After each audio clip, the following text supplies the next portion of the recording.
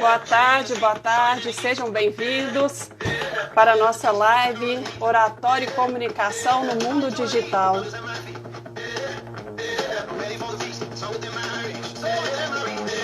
Olá, Alessandra, seja bem-vinda.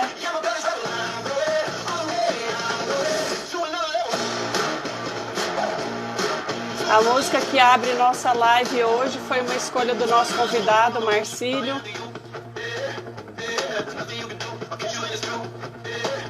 Sejam bem-vindos, vamos que vamos. Áudio e vídeo bons aí, pessoal?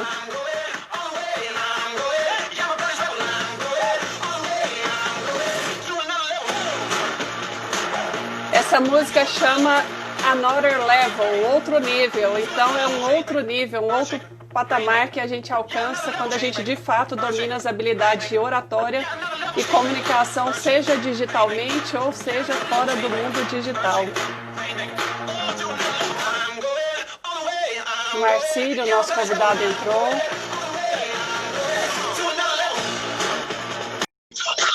Olá, boa tarde. Isso aí, querido Marcílio, muito obrigado, seja uma bem-vindo. alegria, uma grande honra poder hoje bater esse papo legal aqui na Escola de Governo de Goiás, com essa iniciativa incrível, né? Como eu venho dizendo sempre, essa pandemia afastou a gente fisicamente, mas aproximou digitalmente. Então, é uma honra, uma felicidade muito grande poder falar aqui e compartilhar um pouquinho de conhecimento sobre o tema que é tão importante, né? Obrigado, viu?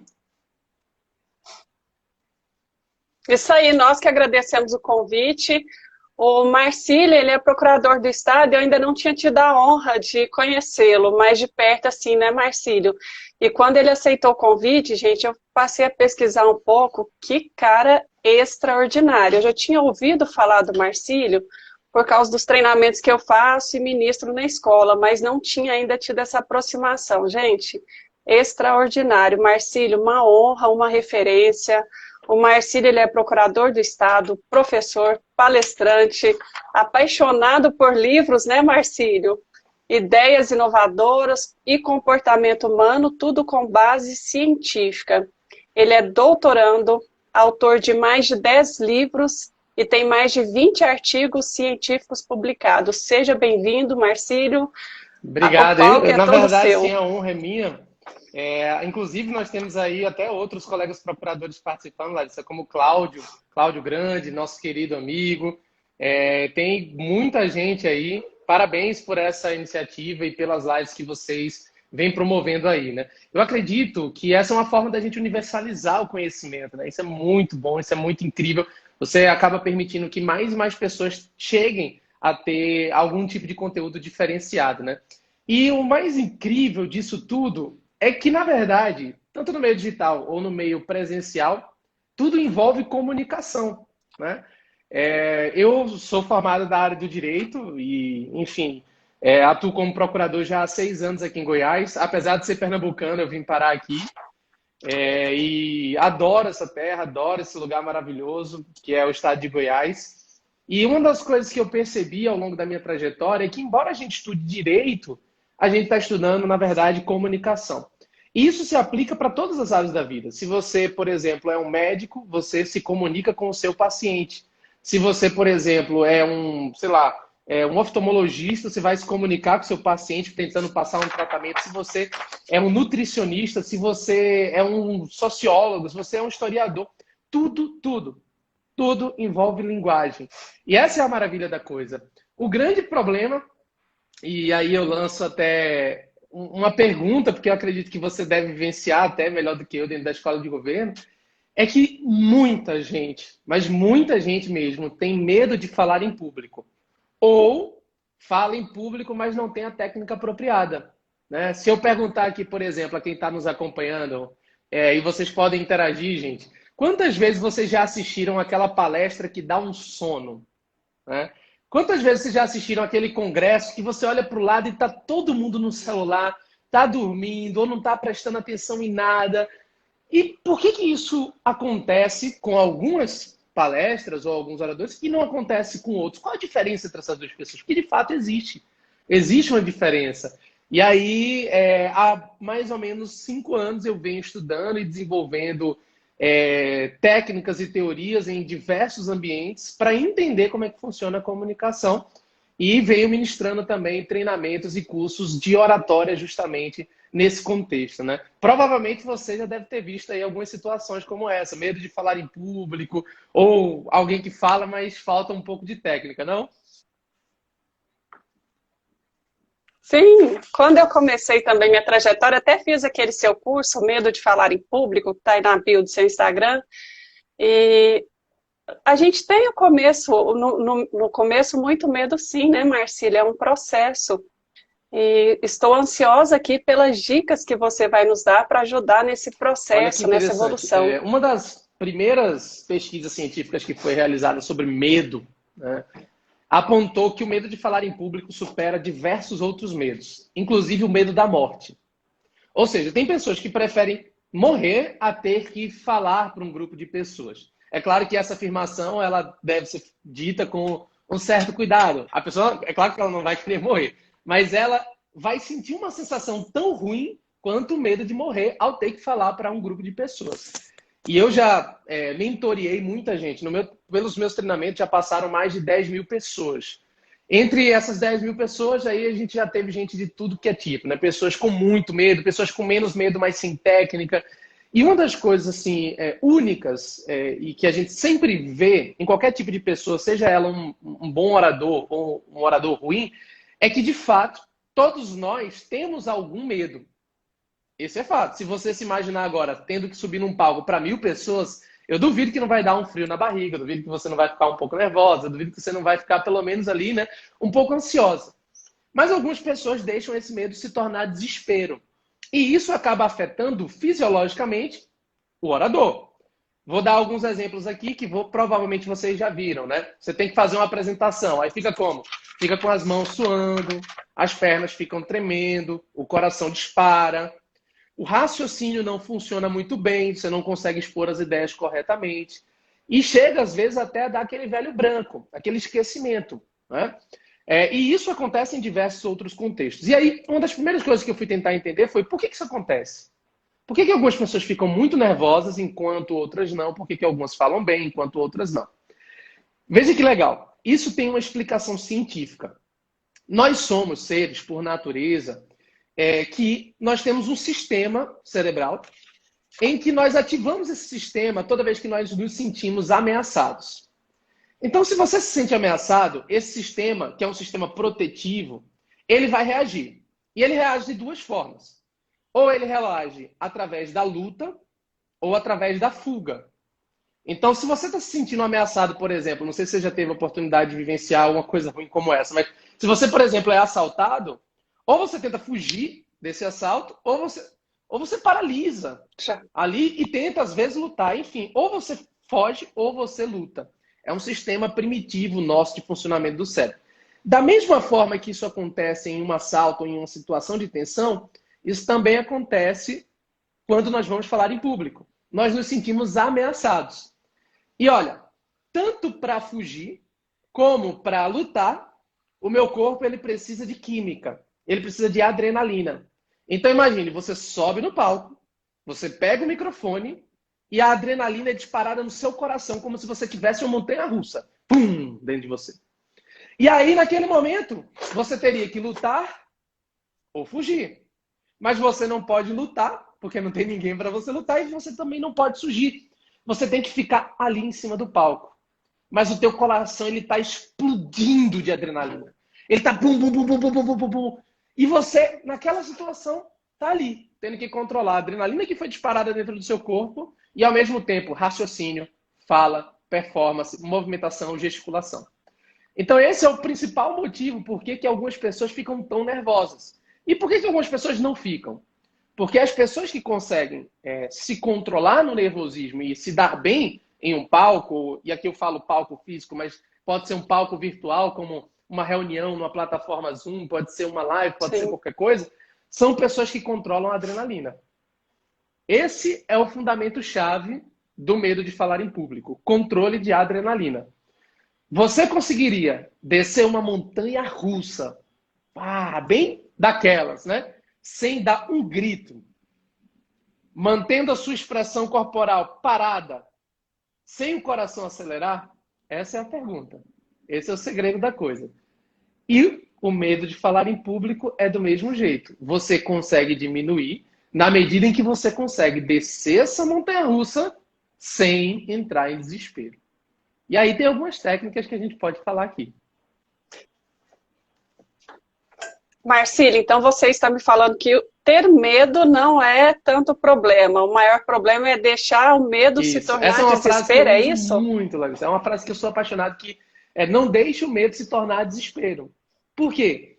Porque o desespero é o que desestabiliza, mas o medo é o que te protege. Por exemplo, esses dias eu dou aula em grandes cursos aqui do Brasil, eu dou aula no SERS, que é o Complexo de Ensino Renato Saraiva, eu dou aula no meu curso também, que é um curso bem grande também aqui do Brasil. E eu estava conversando com um professor desses cursinhos e ele me dizia assim: Marcílio, toda vez que eu vou me apresentar, eu não sei se eu preparo alguma coisa ou se eu vou na cara dura, sabe? E tento falar qualquer coisa. E aí ele me disse: eu tenho, nas últimas vezes, tentado ir na cara dura, porque eu acho que o roteiro é meio chato. Mas eu não estou conseguindo acertar. Está sempre sendo ruim, né? É uma coisa bem interessante esse tipo de fala, porque normalmente as pessoas adotam extremos. Ou elas se preparam muito, ou elas não se preparam nada, né? E aí você acaba entrando no erro. Essa vontade de preparar ou não, ela vem do medo. Se eu tenho medo, eu tendo a me preparar para evitar algum improviso, algum imprevisto. Se eu não tenho medo, eu tento deixar a coisa fluir. Então, o medo ele é importante para que a gente tente manter a técnica, para que a gente tenha cuidado com o nosso conteúdo, para que a gente faça a nossa exposição bem feita, com estrutura. Tem estrutura para montar palestra, tem estrutura para montar aula, tem estrutura para fazer reunião, gente. Né? Nesse tempo de pandemia, a gente está vendo muita reunião que às vezes é improdutiva. Então, tem estrutura para fazer reunião. São interlocuções, ou o que na linguística a gente chama de turno linguístico, o momento de fala de cada pessoa. Né? Então, o medo ele é importante para gerar esse pensamento sobre o que você vai preparar. Agora, o desespero não, porque o desespero é o que vai te desestabilizar. E aí, dentro desse contexto, é muito importante, como alguém comentou até aqui, nós tivemos um comentário, acho que foi da... alguém falou aqui que o treino é muito importante. É exatamente isso. A Ana Carita. Isso, Ana Ana Carita, Carita. queridíssima. Um grande abraço, Ana. E aí é muito importante o treino. Tem uma segunda frase que eu sempre digo, que é: treino duro, jogo fácil. Quanto mais você treina, melhor você vai ficar. A minha primeira aula foi muito ruim. A minha aula de hoje já é outra coisa completamente diferente. De amanhã vai ser diferente. Então, treinar é importante. Mas como é que eu treino se eu tenho medo? Esse é o ponto. Como enfrentar o medo da montanha-russa? Como enfrentar o medo do palco, né? Não sei se você está enfrentando isso aí. É até uma pergunta para a gente levar em consideração. Mas eu tenho visto muito um medo de falar em público nessa era digital que é um pouquinho diferente. Você pode até me confirmar. Eu tenho dado aula em algumas pós-graduações e quando eu entro, você usa aquela plataforma, ou você usa o Google Meet ou você usa, né, o Zoom. E eu percebo, o Zoom, e aí eu percebo que, tipo, por exemplo, em algumas aulas, 70% das pessoas estão com a câmera desligada. Né? Isso é interessante, porque esse é um medo de falar em público, só que de uma forma diferente. É o medo de falar através da sua imagem. Você não quer que sua imagem apareça: ah, Marcílio, eu estou muito desorganizado. Ah, eu estou com o cabelo bagunçado. Ah, minha blusa não é a melhor e tal. Mas isso afeta. Porque tanto falar como não falar afeta. Eu dei aula numa pós-graduação e eu interagi mais com quem estava com a câmera ligada e com o áudio ligado. Então isso é levado em consideração para um palestrante, para um professor, para um treinador. Ele está ali observando a linguagem de cada pessoa. Se ela é uma pessoa inativa, ela pode perder oportunidades. Se ela é uma pessoa ativa, é diferente. Então falar, interagir no mundo digital é muito, muito, muito importante. Né? Uma dessas aulas eu fiz, aí eu disse assim: ó, para eu dar presença, todo mundo tem que estar com a câmera ligada. Metade da turma desesperou. Acontece isso por aí também? Boa estratégia. Nos nossos cursos, a gente acaba pedindo para as pessoas desligarem as câmeras por causa do direito de imagem e fica gravado. Mas acontece sim, antes desse momento, muitos ficam com a com a É câmera interessante. desligada. Marcílio, temos aqui algumas participações. A Lília Zimmer falou que não consegue falar em público tão bem, que o nervosismo é muito grande. Tá aí, Lília, você já está dando o primeiro passo, né? Ouvindo aqui as dicas do nosso mestre Marcílio para começar a sua jornada. O João Divino recomenda o curso da professora Lucélia na Escola de Governo sobre falar em público. A Priscila de Fátima, que foi sua aluna já em alguns treinamentos, ela colocou treino duro, jogo fácil. Inclusive a Priscila, depois que ela fez o seu curso, ela começou a gravar muito nos stories. Aí eu falei assim, Priscila, o que aconteceu com você, né? Você quase não fazia vídeos nos stories e agora você está fazendo. Ela, eu fiz o curso do Marcílio e ele indicou que a gente fizesse dessa forma. Eu falei, nossa, fez muita diferença. Parabéns para você e para o Marcílio. Mas na A época eu nem te Priscila é conhecia ainda. queridíssima, ela é Ai, uma pessoa incrível e é impressionante que ela fala bem, né? E depois que passou a gravar vídeos, é uma coisa que a gente incentiva tá. muito no nosso treinamento, que é o PWS, o Power Speech, né? Um curso de oratória de alto impacto, um treinamento de 2 dias, né? Inclusive vai acontecer em setembro online. E aí, a Priscila está até falando aí, a culpa do Marcílio. Todos os meus treinamentos eu faço porque eu gosto de ensinar, né? Então, todos os meus treinamentos eu faço com muita estrutura e com uma metodologia diferente. Eu faço muito com estrutura em hotel e com uma forma de gamificação na metodologia.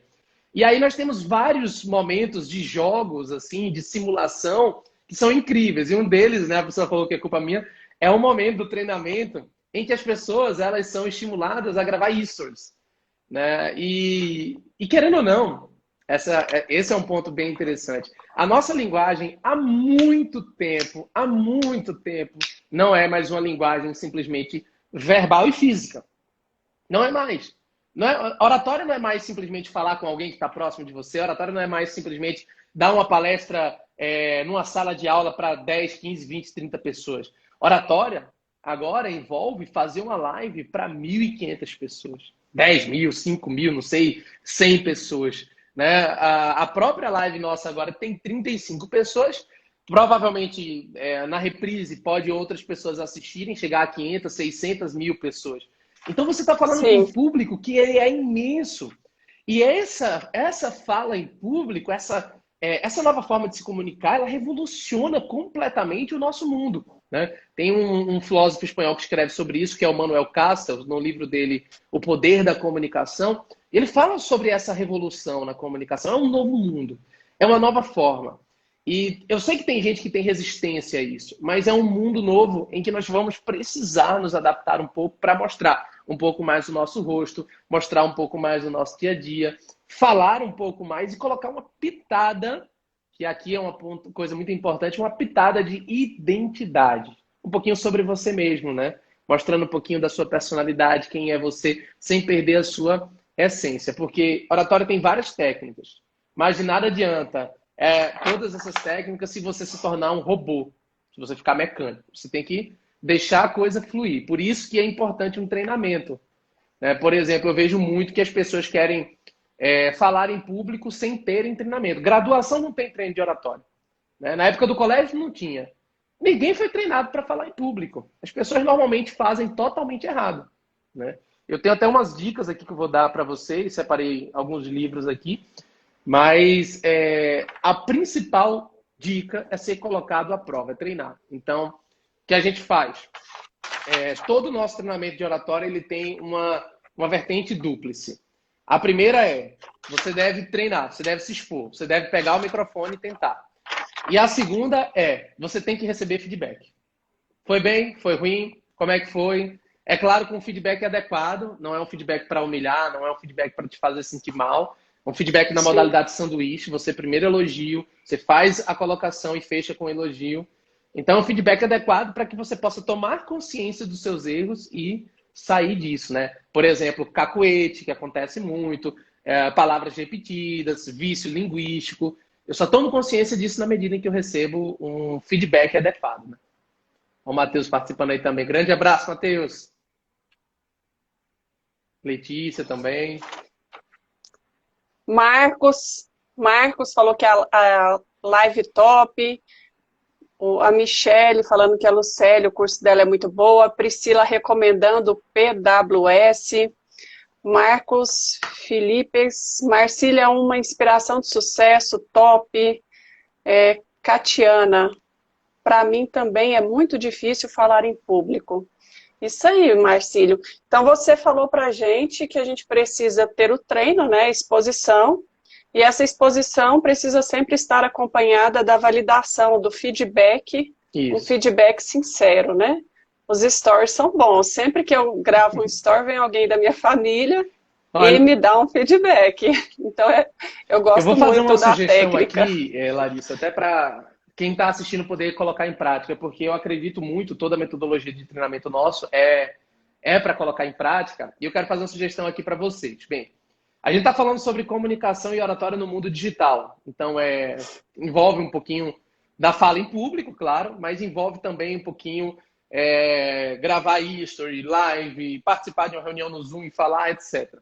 E lá no PWS, no último PWS que nós fizemos, o Power Speech, que é um grande treinamento de oratória, inclusive, segunda-feira a gente vai ter as inscrições para o online, que vai acontecer no dia 5 de setembro. A gente vai fazer um online, já que não está podendo ser físico ainda, né? E lá no último PWS eu fiz uma sugestão para você entender sobre feedback e sobre validação. Na verdade, não foi nem eu tenho alguns convidados que eu chamo, né? E nós tivemos um especialista em marketing digital que fez a sugestão para você entender um pouquinho sobre feedback. Ela estava fazendo treinamento e aí ela tem um momento que foi lá e fez uma mini palestra, que é a pessoa que cuidava do nosso marketing, que cuida do nosso marketing. Aí vê o que aconteceu. Ela sugeriu uma coisa bem simples. Você pega o seu history, de preferência faça vídeo mostrando o rosto. Marcílio, tenho vergonha, tudo bem, então não faz isso não. Faz só com aquele método criar. Tem no Instagram, quando você abre o history, tem criar. E você vai abrir uma caixinha de pergunta. Uma caixinha de pergunta. E aí você vai colocar nessa caixinha de pergunta assim, olha. Se você pudesse me resumir em uma palavra, qual seria? Vou repetir. Você vai abrir no seu history. Marcílio, eu nem uso o meu Instagram. Passa a usar agora. Você vai abrir no seu history. Você vai colocar lá, criar, e você vai abrir uma caixinha. E nessa caixinha você vai colocar. Se você pudesse me resumir em uma palavra, qual seria? Você vai, a partir das respostas, ter uma noção de feedback. Sabe por quê? Porque você vai começar a receber comentários que você nunca tinha imaginado. Esse é o feedback. Coisas que você não espera que os outros pensem de você, mas que eles pensam sim, por conta da sua oratória e da sua comunicação. Então, por exemplo, se uma pessoa posta muito comida, eu vou achar que ela é uma pessoa que gosta de comida. Se ela posta muito sobre balada, eu vou achar que ela gosta muito de balada. Se ela posta sempre estudando, às vezes eu vou achar que ela gosta de estudo. Qual a imagem que você está passando para o seu público?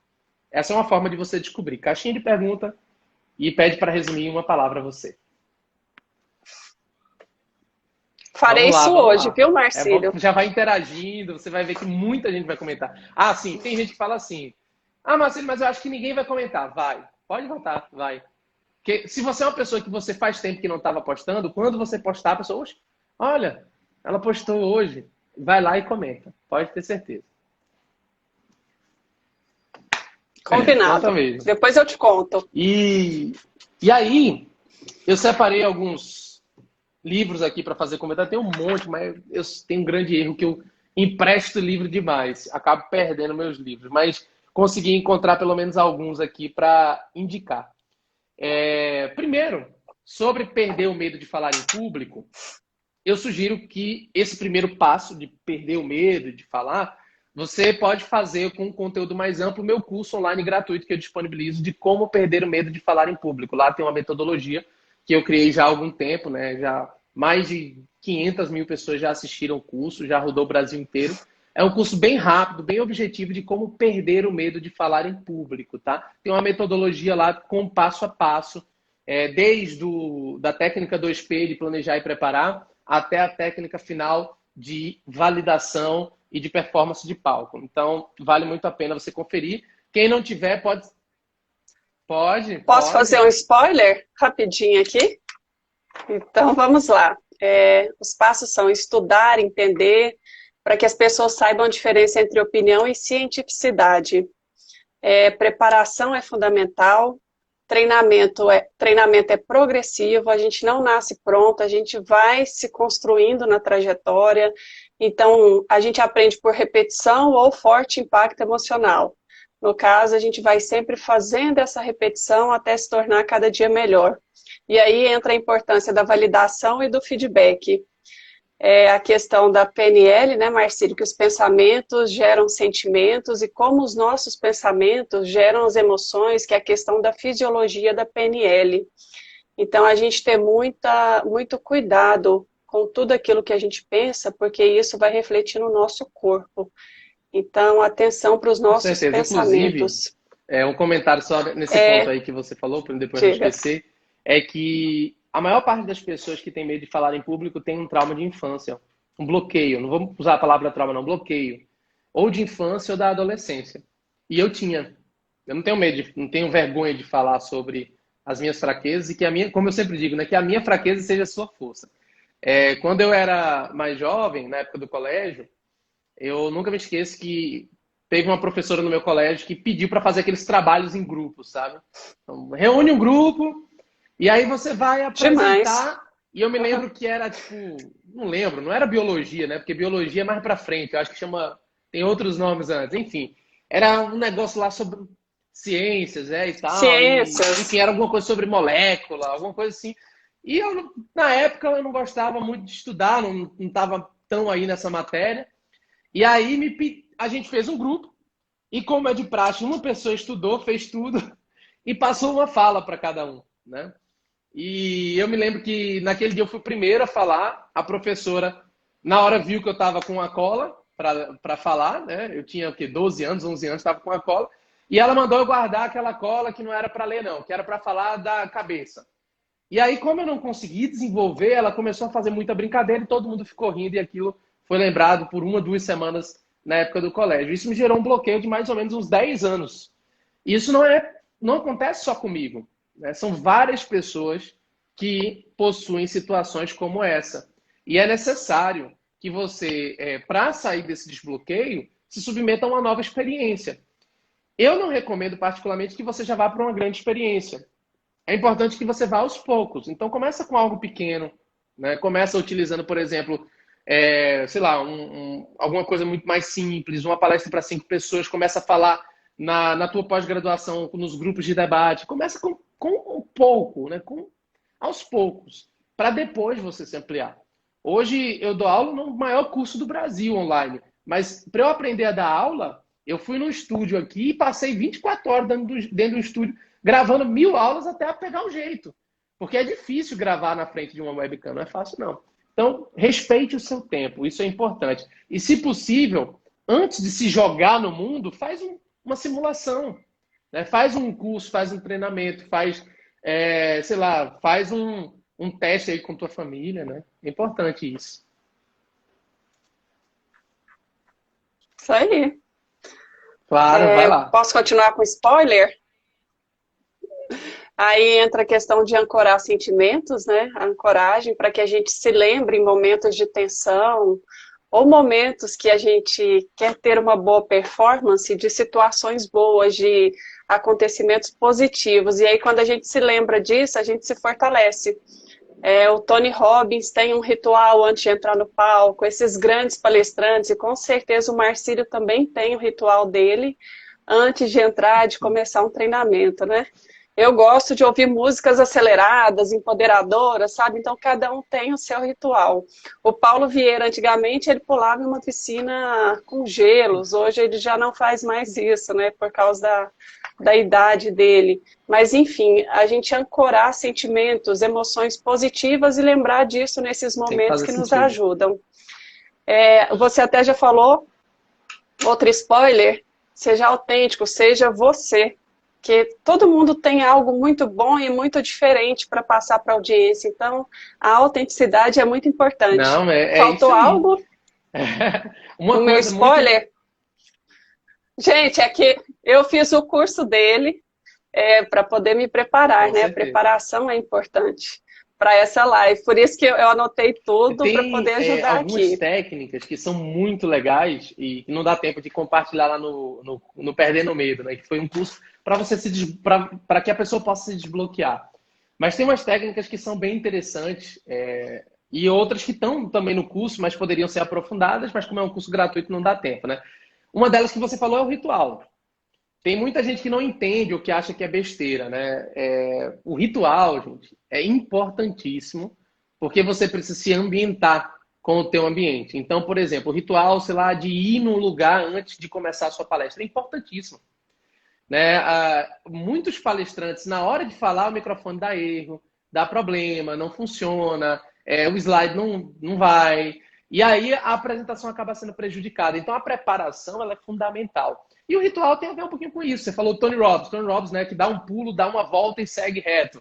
Ele sempre faz isso. Ele entra numa piscina na casa dele. Esse negócio do banho com gelo, esse aí eu não vou fazer nunca, tá? Porque esse aí não dá pra mim, não. Banho gelado eu não gosto, não.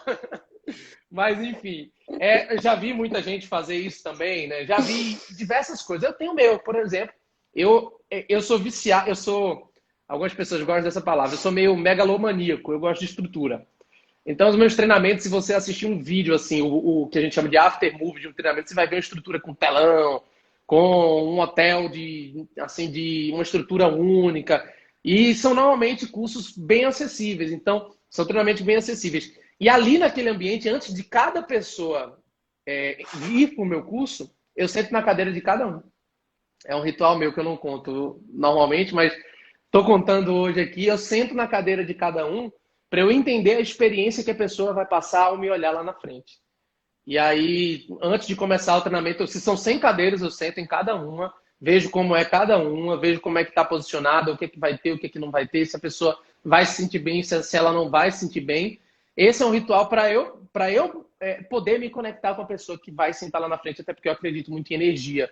Então, eu acabo passando um pouquinho da minha energia, recebo também em troca e tudo mais, né? Esse é um ponto importante. E uma outra dica que está dentro do contexto que você falou, que é bem legal, é você ter cuidado com os 5 segundos iniciais. Esse é um ponto fundamental. O que normalmente quebra as pessoas, e as apresentações acabam sendo ruins ou boas, são por conta dos 5 segundos iniciais. Eu falo 5 segundos porque eu sou muito rígido. Mas a gente pode colocar um pouquinho mais, a gente pode colocar 10 segundos, 20 segundos. É o tempo que você tem para ganhar o seu público. Tá? Existe um livro que é Como Convencer Alguém em 90 Segundos. Aquilo é para como convencer.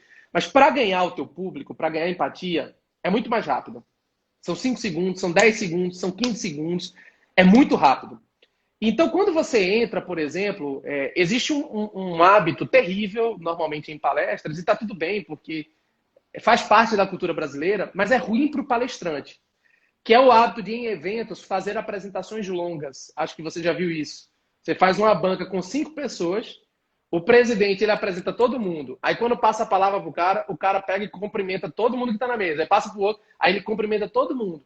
Aquilo ali tudo está gastando o tempo inicial de palestra e está desconectando quem está te ouvindo. O interessante é que quando você vai fazer uma palestra, você ganha o seu público nos 5 primeiros segundos. Pode ser com uma fala impactante, pode ser com uma pergunta, pode ser com uma provocação, mas é aquele tempo ali.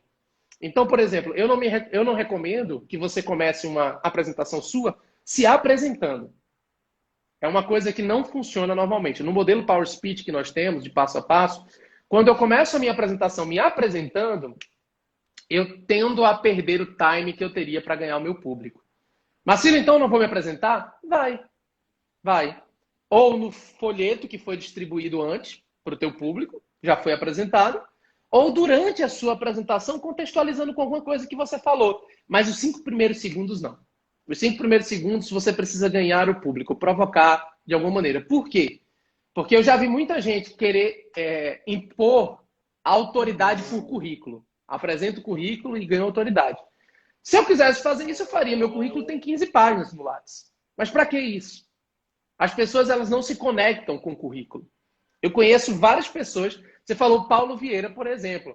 Paulo Vieira, ele não tem um currículo extraordinário. Paulo Vieira, ele coloca lá no livro dele que ele é PhD, mas o PhD dele sem ter feito. A gente sabe que é o PhD lá daquela universidade lá dos Estados Unidos que não tem validade no Brasil. Então, assim, Tem Sim. outros dessa área que lotam auditórios com 5 mil pessoas, com 10 mil pessoas e não tem currículo. O Tony Robbins. O Tony Robbins. O Exatamente. Tony Então, Robbins o que mesmo. faz o teu público se conectar com você não é o seu currículo, é a sua capacidade de provocar e se conectar. Então, uma dica para quem vai começar fazendo uma primeira apresentação, uma primeira fala é: comece com uma provocação. E ao fazer essa provocação, você vai ver que as pessoas vão reagir com feedback.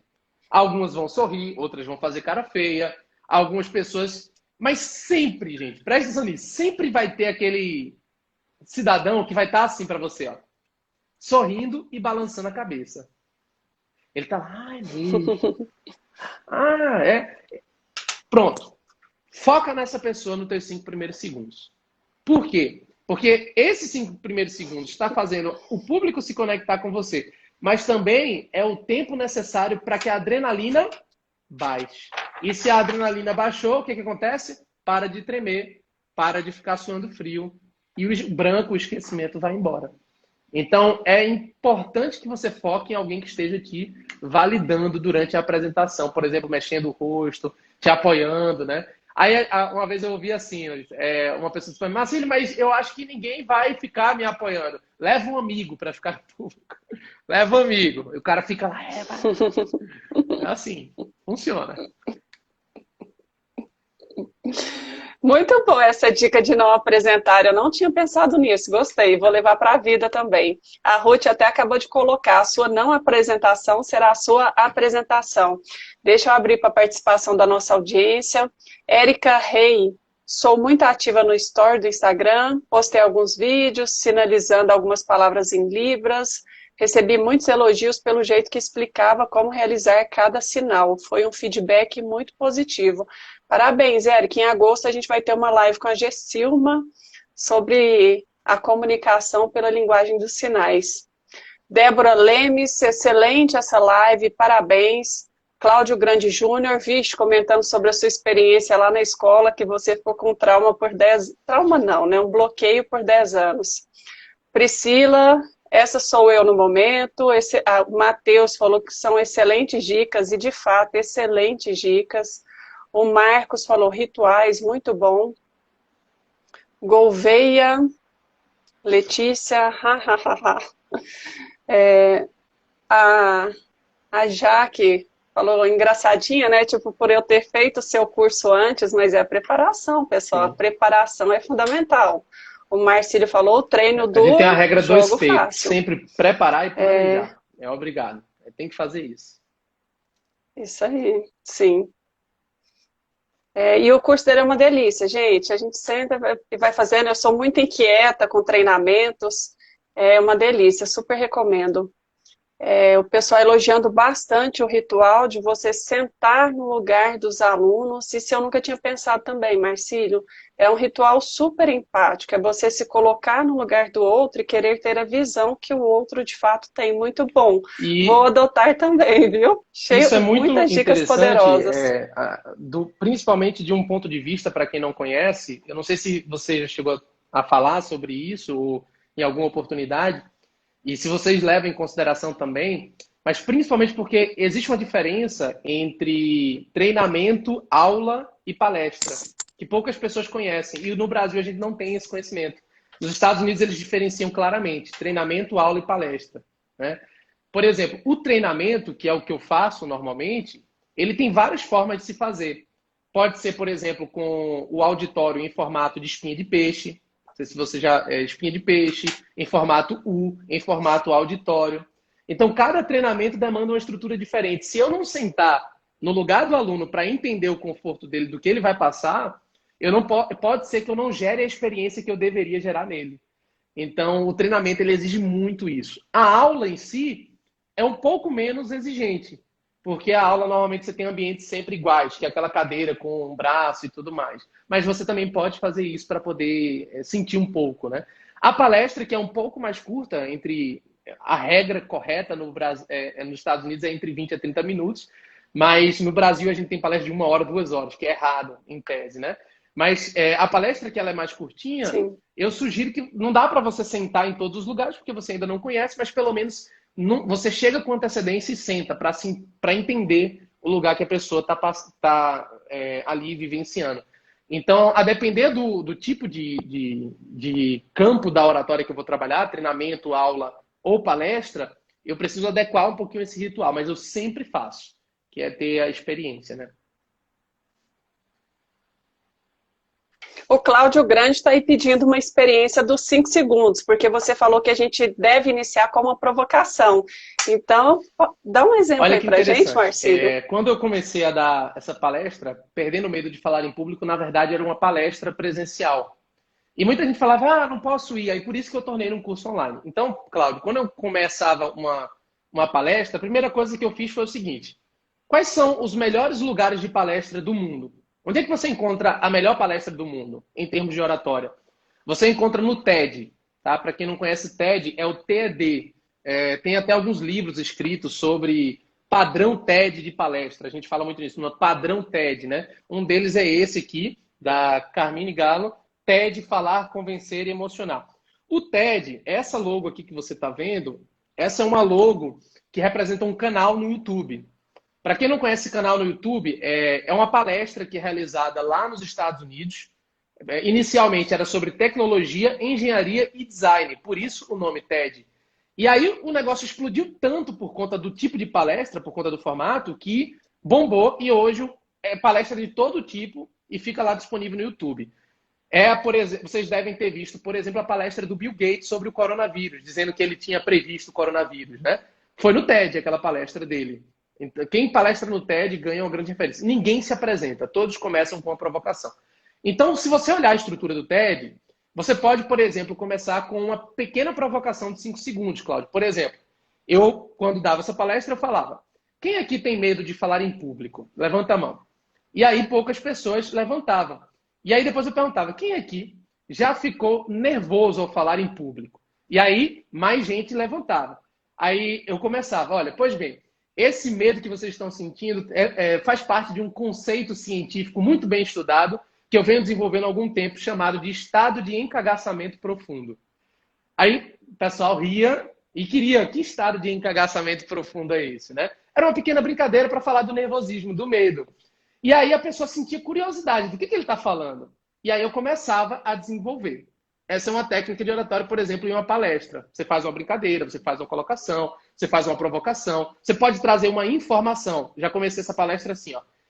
Não sei se vocês sabem, mas o medo de falar em público supera o medo da morte. Ou seja, tem gente que prefere morrer a ter que falar para um grupo de pessoas. Se eu agora pedir para um de vocês subir aqui, pegar no microfone e falar, provavelmente não vão querer. E isso tem base científica. Gera, mais uma vez, uma reflexão. E em outros contextos isso se aplica também. Sim. Por exemplo, em sustentação oral, dentro de tribunal. Eu já utilizei essa técnica. Teve uma vez que eu fui fazer uma sustentação oral num caso de 274 milhões de reais, um caso, valor altíssimo, já terminou o caso, Cláudio. E nesse caso, na sustentação oral, os advogados eles têm um grande problema, porque todos eles começam fazendo cumprimento durante os 30 segundos. Cumprimento, excelentíssimo senhor doutor fulano de tal. Cumprimento, excelentíssimo senhor fulano de tal. Cumprimento. E aí ninguém está mais prestando atenção em nada, né? Eu fui fazer uma sustentação oral e aí nessa sustentação valia muito dinheiro e foram 10 escritórios de advocacia contra ele sozinho, representando o Estado nessa causa. E aí os 10 escritórios fizeram sustentação oral, eu era o último e eu já estava pensando ali, meu Deus, o que eu vou fazer? Se eu entrar às 19h30, porque já estava de noite, todo mundo morrendo de fome, com vontade de jantar, e eu for cumprimentar e eu demorar, isso não vai dar certo. O que eu posso fazer? Aí eu subi na tribuna e aí eu comecei. E na minha fala eu disse assim: excelência, por favor, eu só pedi a palavra para fazer a sustentação oral para chamar a atenção a um detalhe. O caso envolve 274 milhões de reais, o que representa uma parcela significativa da folha. Se esse caso não for julgado procedente, provavelmente haverá uma dificuldade de pagar a folha salarial, inclusive dos senhores. Então a gente precisa refletir sobre esse caso. Na hora em que eu lancei essa provocação, opa, foi muito diferente. Arrasou. Todo mundo passou a prestar atenção. Por quê? Porque eu mexi com o interesse deles. Todo mundo, e isso eu ouvi de um grande palestrante do TED, ele falava assim: todo mundo que está assistindo uma palestra, um curso, uma aula, todo mundo está com um bonequinho lá no subconsciente perguntando assim: o que eu estou fazendo aqui? Se você lá no palco não está conseguindo responder a essa pergunta, essa pessoa vai mexer no celular ou vai embora. Então a pergunta do teu público é: o que eu estou fazendo aqui?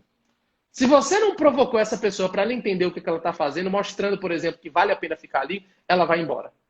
Então é importante isso. E em todos os vídeos do TED, vai lá no YouTube e assista o TED. Todos os vídeos do TED, se você assistir os primeiros 10 segundos, você quer assistir o resto da palestra inteira. Porque eles jogam uma provocação e eles só respondem essa provocação ao final. E você fica curioso. É bem legal isso aí. Top. E aí o bem de causa foi para o Estado? Ganhamos, os 274 milhões, opa! Foi o julgamento mais rápido que eu vi na minha vida. Parabéns. Mas isso aí. São coisas que, assim, agora eu vou trazer um comentário que é um comentário positivo, mas um pouco com um pouco de pesar, digamos assim, né? Tudo isso tem em livros. Por exemplo, vou indicar aqui, ó, esse livro que eu gosto muito, que é uma edição de Harvard, Apresentações Convincentes, um livro bem legal. Tem técnicas e estratégias de apresentação que você pode utilizar no seu dia a dia, tá? Eu utilizo esse livro bastante para embasar o nosso treinamento PWS. Existe esse livro, ele é em inglês, o Influence, do Robert Cialdini, que é muito bom também. Eu acho que não tem tradução em português, mas vale a pena dar uma conferida. Que também fala sobre oratória. Comunicação Não Violenta, do Marshall Rosenberg. Muito bom esse livro também, que fala sobre como expressar a linguagem sem ofender. E é importante nesses tempos a gente ter cuidado com a linguagem ofensiva. Além dos livros que explicam o padrão TED de qualidade, que eu acho que são livros bem legais, como esse aqui da Carmine Gallo, tá? Esse padrão, ele existe. Mas, infelizmente, no Brasil, a gente tem uma tendência a não adotar. Então, esse é o motivo pelo qual a maior parte das palestras, elas são entediantes, elas são muitas vezes chatas e elas, às vezes, não conectam, infelizmente. A gente tem, por exemplo, o modelo de congresso, eu vou contar uma aqui, eu não vou dizer o nome do congresso, tá? Só para não Sim.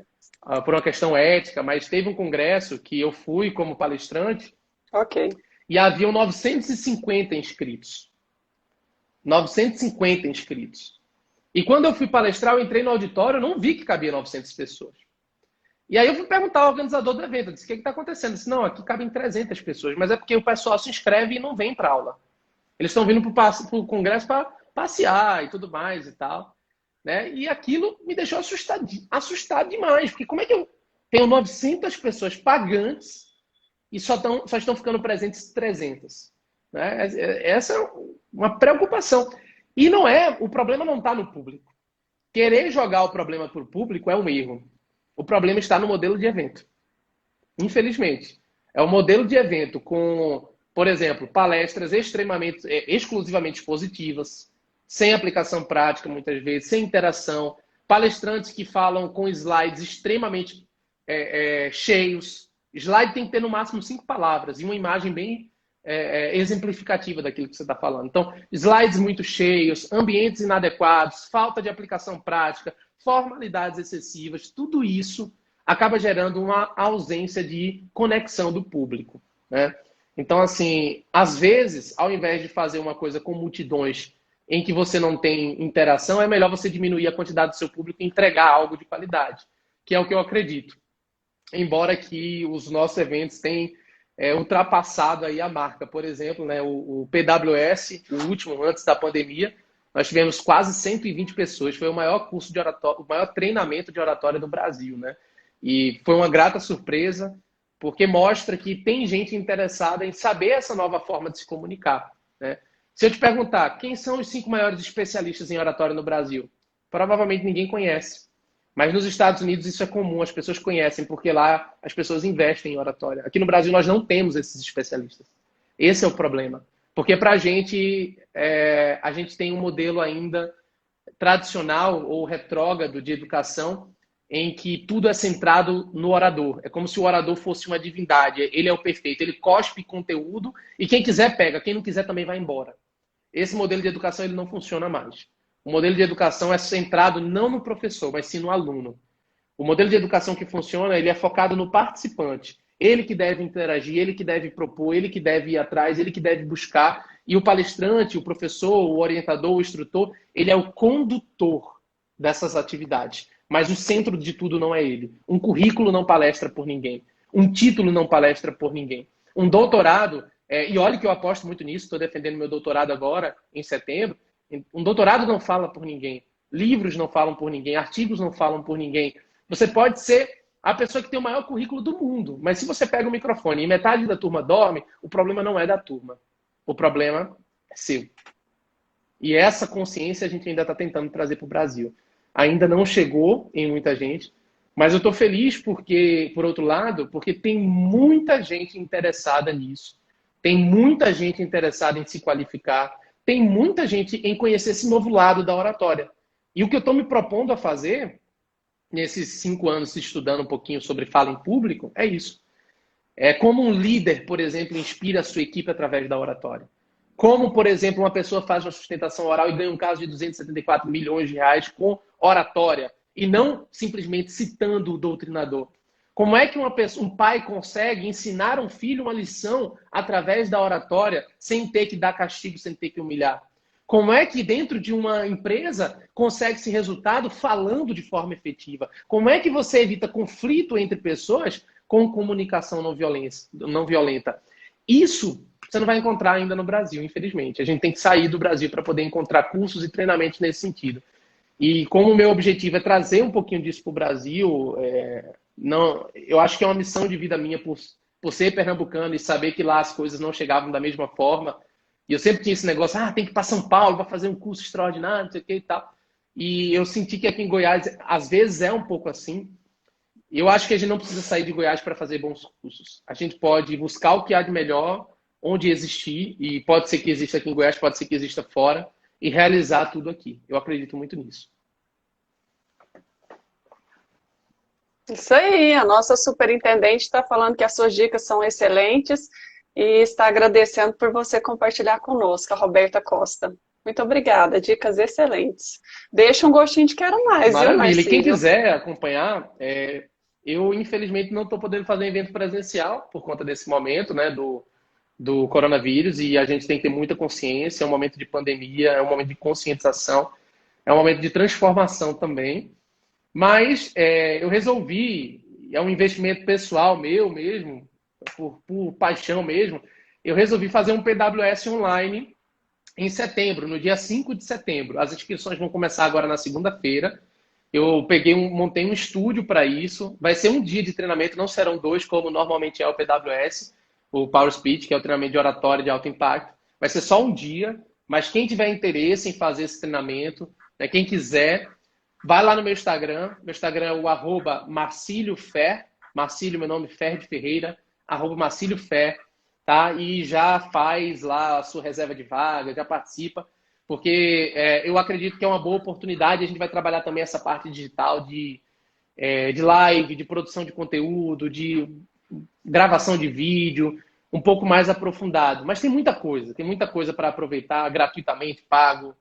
E isso está sendo o lado bom, né? Se é que a gente pode falar em lado bom, né? Acho que não tem nenhum lado para comemorar, mas talvez um lado positivo nisso tudo, né? Que é o acesso à informação. A gente teve até uma live semana passada que a professora falou que não tinha nada bom na pandemia. A pandemia em si realmente não tem lado bom, né? Mas qual vai ser o nosso foco? A gente vai focar no que no ruim, em tudo que a gente está perdendo, ou no que a gente pode melhorar, aprimorar, superar nesse tempo da pandemia. Então, a pandemia em si, de fato, não tem nada de bom. Mas onde a gente vai colocar nosso foco? No que está tendo de positivo, de ganho na nossa vida, ou em tudo que a gente perdeu? Sim. Então, é uma questão de foco mesmo. Muito bem colocado.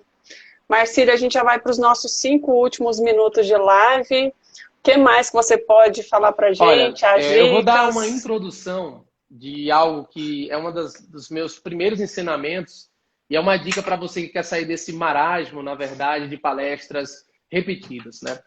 Existe uma tríade dentro da oratória, isso a gente vai trabalhar no PWS de forma bem detalhada, mas é uma tríade na oratória que pouca gente conhece, que está num livro muito antigo, que às vezes é esquecido. A primeira pessoa que escreveu sobre oratória de forma assim, ampla e conhecida foi Aristóteles. Tem um livro dele antigo, chamado A Retórica, para quem não lembra dele, né, um livro de bolso. Existe um livro maior, existe um livro de bolso, A Retórica do Aristóteles. Aristóteles fala que todo bom orador tem pelo menos 3 elementos. E as lições dele, apesar de serem muito antigas, se aplicam para hoje em dia. A falta de um desses 3 elementos que eu vou dizer agora, provavelmente é a falta de qualidade de um bom orador. Todo bom orador deve ter ethos, pathos e logos. São esses 3 elementos do latim. Ethos significa ética na apresentação. Saber o seu conteúdo, saber do que está falando, estudou direito o conteúdo, prepara um conteúdo de alto nível de qualidade. Esse é o primeiro ponto. Responsabilidade naquilo que você fala. Falar coisas sem responsabilidade, com fala de ódio, com preconceito, com ofensa, não é ter ethos. Então, ter ethos é o primeiro elemento de um bom orador. Ter ética e responsabilidade na fala. Estudar o conteúdo e preparar. Além de ter ethos, você precisa também ter logos. Logos é a lógica do raciocínio. De nada adianta você falar com muito conteúdo, você tem ethos, você tem muito conteúdo, você tem muita responsabilidade, mas o teu raciocínio não é lógico. É um monte de coisa aleatória que ninguém entende nada, as pessoas vão desistir. Você precisa de didática. A didática vem do logos, da lógica. Então você tem que ter conteúdo, ethos, você tem que ter didática, logos, e talvez tenha um último detalhe de Aristóteles que ele fala que muita gente esquece, que é o pathos. Pathos é a emoção do discurso. Eu tenho que colocar emoção na minha fala. Eu tenho que colocar sentimento naquilo que eu falo. Se eu não coloco sentimento, as outras pessoas não vão sentir a minha energia. Então, o pathos é importante. Por isso que pathos dá origem a várias palavras no português, como empatia ou apático. O orador apático é aquele que não tem emoção, não tem pathos. Então, evite ser apático e tente ser empático, com emoção. Então, minha última dica, você que está querendo começar e não quer ser um orador dentro desse marasmo, invista em ethos, pathos e logos. A falta de um deles, normalmente, é o fracasso do orador. Uau, vai fechar com chave de ouro, hein, Marcílio? A nossa audiência está agradecendo muito, falando que foram excelentes dicas, que você é extraordinário, muito bom, agradecendo pela live. Nós da Escola de Governos também agradecemos de coração sua participação, está deixando um gostinho de quero mais, e eu vou aproveitar para convidar a nossa audiência para a próxima live de terça-feira. É uma provocação. Criatividade e setor público combinam? Na próxima terça vocês saberão. Marcílio, muito obrigada, suas considerações finais e gratidão. Eu que agradeço, e não percam essa live não, viu? Eu vou assistir, porque eu sou apaixonado por criatividade também. O negócio é esse. E lembre-se que a sua comunicação é o que faz toda a diferença na sua vida pessoal, profissional. Né? Como eu sempre digo, as oportunidades aparecem para quem se comunica. Obrigado, pessoal. Obrigado aí por todo mundo que participou. Um forte abraço aí e até a próxima oportunidade. Valeu. Até.